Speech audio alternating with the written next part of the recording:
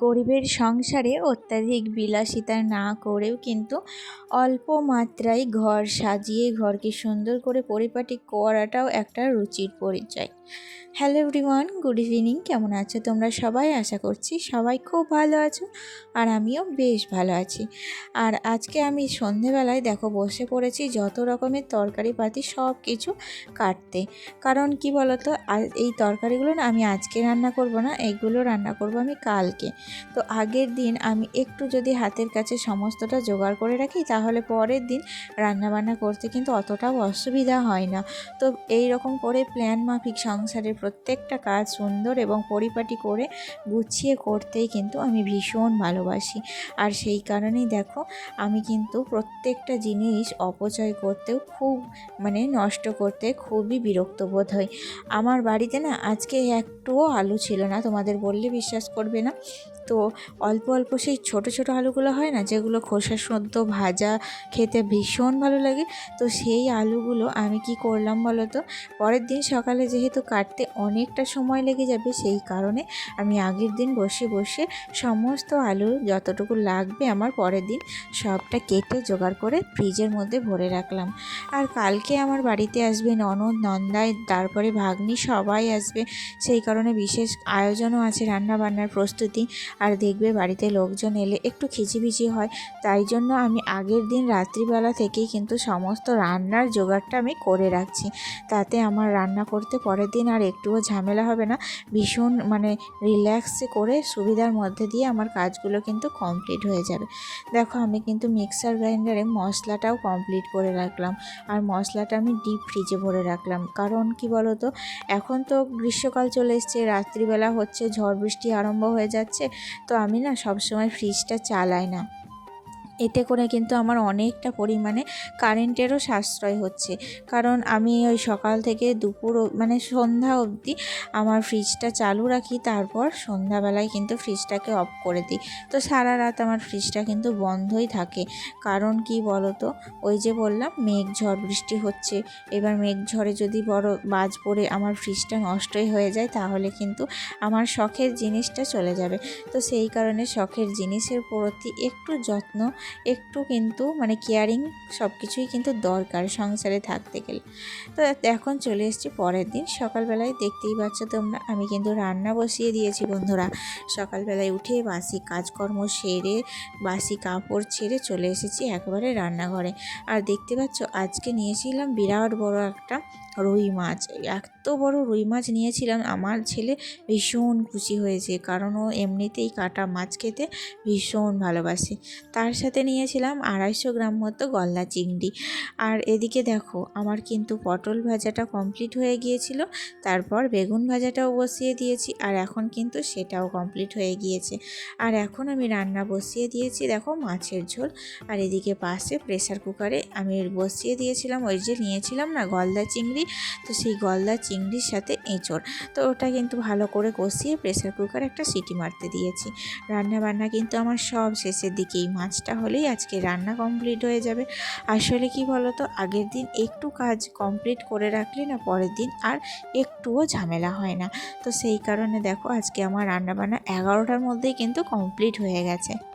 কালকে আমাকে পূজা কমেন্ট করেছিল যে দিদিভাই তোমার ভিডিও রোজই দেখি, কিন্তু কমেন্ট করা হয়ে ওঠে না। অসংখ্য ধন্যবাদ পূজা তোমাকে, তুমি যে আমার ভিডিও দেখো। কালকের কমেন্টটা পেয়ে ভীষণ ভালো লাগলো যে না তুমি আছো আমার পাশে, আমার ভিডিও দেখছো, এতেই অনেক যথেষ্ট। তোমার প্রত্যেক দিন যদি কমেন্ট নাও করতে পারো, মাঝে সাঝে একটা করে কমেন্ট করো, আমার ভালো লাগবে। তো ধন্যবাদ তোমাকে। আজকে রান্না করেছিলাম ওই যে বললাম না এঁচড় চিংড়ি, এদিকে করেছিলাম কাঁচা আমের চাটনি, ভীষণ ভালো লাগে আমার খেতে। আর তার সাথে ওই যে পটল ভাজা, বেগুন ভাজা, আর এদিকে রয়েছে মাছের ঝোল।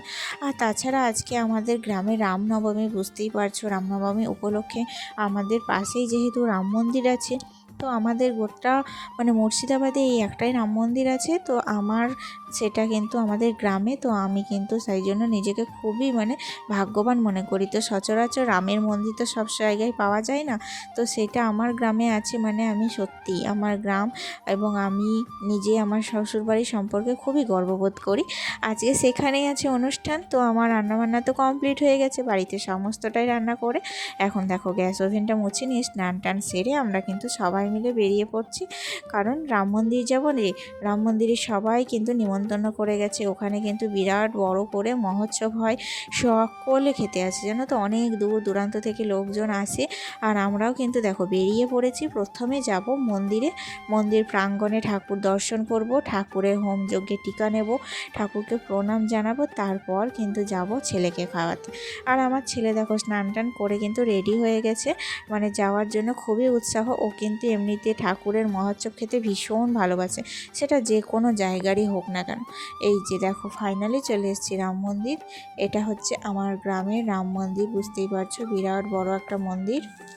আর এখানে তো বিশেষ মানে জমিদার আছে অনেকে, তো সেই জমিদারে এটা কিন্তু বংশগত ঠাকুর।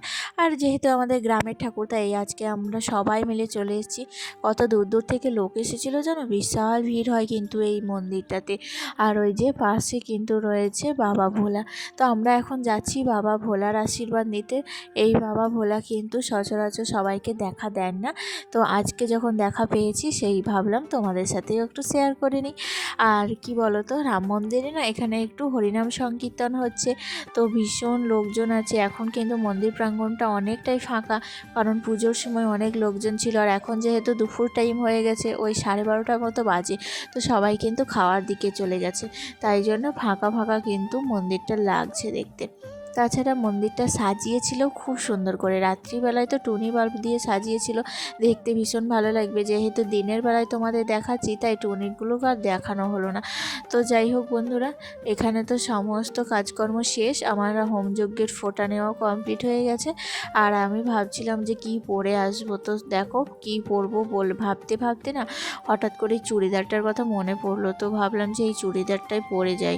তো সে কারণে চলে এসেছিলাম। আর তারপরে ছেলে একটা আইসক্রিম কেনার জন্য বায়না করছিল, ওকে একটা আইসক্রিম কিনে দিয়েছি, যেহেতু গরমও লাগছিল ভীষণ। আর তারপরে ওখানে একটা টোটো ছিল, তো টোটোর মধ্যে বসেছিলাম, কারণ কি বলতো সেকেন্ড ব্যাচ চলছে, এই ব্যাচটা উঠে গেলে এবার বসে পড়বো আমরা। আর ছেলে তো রীতিমতো আমার সাথে ঝগড়া করছিল যে আমি কেন দেরি করলাম, আমাকেই উল্টে দোষ দিচ্ছে, নিজে তো মানে আইসক্রিম খেতে গিয়ে দেরি করলো, আর এখন বলছে কিনা যে আমি দেরি করলাম। তো যাই হোক ফাইনালি আমরা কিন্তু বসে পড়েছি খাওয়ার মানে জায়গাতে, দেখতেই পাচ্ছ অনেক লোক খাওয়া দাওয়া করে চলে গেল, আবার অনেকে কিন্তু বসে খাওয়া দাওয়া করছে। তারপরে চলে এসেছিলাম বাড়ি, আর বাড়ি এসে একটু রেস্ট নিয়েছিলাম। তো ননদরা তো কেউ নেই, ননদরা গিয়েছে কোথায় বলো তো, ওই যে আমাদের রামনবমীর অনুষ্ঠানে র্যালি বেরিয়েছে সেখানেই কিন্তু ওরা গিয়েছে, আর আমি কিন্তু যাইনি, আমাকে বারবার করে যেতে বলছিল, কিন্তু আমার শরীরটা এত টায়ার্ড লাগছিল কি বলবো তোমাদের, তাই ভাবলাম যে না আর গিয়ে লাভ নেই, আবার রাত্রে রান্নাবান্না করতে হবে এক জায়গা থেকে এসে, তখন আর অত এনার্জি আমি পাবো না। তাই দুপুরবেলায় শুয়ে একটু রেস্ট নিচ্ছিলাম। আর এখন দুপুরবেলা তো মানে বিকেল হয়ে গেছে, দুপুর গড়িয়ে, তো ভাবলাম বিছানাটাকে ঝেড়ে নিই ওদের আস্তে আস্তে। তারপরে দেখো বিছানাগুলো ঝেড়ে আবার একটু ঘর দুয়ারটা ঝাড়ু দিয়ে নেব। বুঝতেই পারছো চৈত্র মাস পড়ে গেছে, সন্ধে লেগে গেলে না আর ঝাড়ু দেওয়া হবে না, তাই বিকেলই কাজগুলো সেরে রাখছি। আবার সন্ধেবেলায় বাড়িতে লোকজন থাকলে সন্ধেবেলায় চা জল খাবার এটা ওটা করতে করতেই ভীষণ রাত হয়ে যায়, তখন আমার শুতে শুতে প্রায় 11টা কি 11:30টার মতো বেজে যায়। আর আজকে শরীরটা সত্যি খুব ক্লান্ত লাগছিল জানো, কিন্তু ওই যে দুপুরবেলা একটু রেস্ট নিয়েছিলাম, অনেকটা এনার্জি পেয়ে গেছি। তো এখন কিন্তু জোর কদমে আবার সব কাজে হাত লাগাবো আর কি। তো যাই হোক ঘর বারান্দার যখনই ঝাড়ু দিতে গেছি, তখনই হঠাৎ করে শুনতে পেলাম যে ওই যে রামনবমীর যে মানে রামের যে র্যালি সেটা কিন্তু চলে এসছে। তো আমি তো তাড়াহুড়ো করে মানে ঝাড়ু দিতে দিতেই চলে এসেছিলাম বাইরে। এই যে দেখো আমার ননদ কিন্তু মানে ভিডিও করছে, আর এই যে আমাদের গ্রামের সমস্ত মেয়ে বউ মানে হরিনাম সংকীর্তনের দল, তাছাড়াও ছোট মানে কচি কাঁচা থেকে আরম্ভ করে সবাই আর কি। তো সবাই গ্রাম ঘুরছে, দেখতে ভীষণ ভালো লাগে যেন। তো এটা কিন্তু আমাদের গ্রামের একটা ঐতিহ্য বলতে পারো, ভীষণ একটা মানে প্রাচীন এই রাম মানে রামের মন্দির আর এই রামনবমীর অনুষ্ঠান। তো যাই হোক, এই রামনবমী দেখতেই পারলে র্যালিটা তো শেষ হয়ে গেল। এটা তো গেল হরিনাম সংকীর্তনের। আরও একটা র্যালি আছে যেখানে আমার ছেলে ও আমার হাজব্যান্ড গিয়েছিল।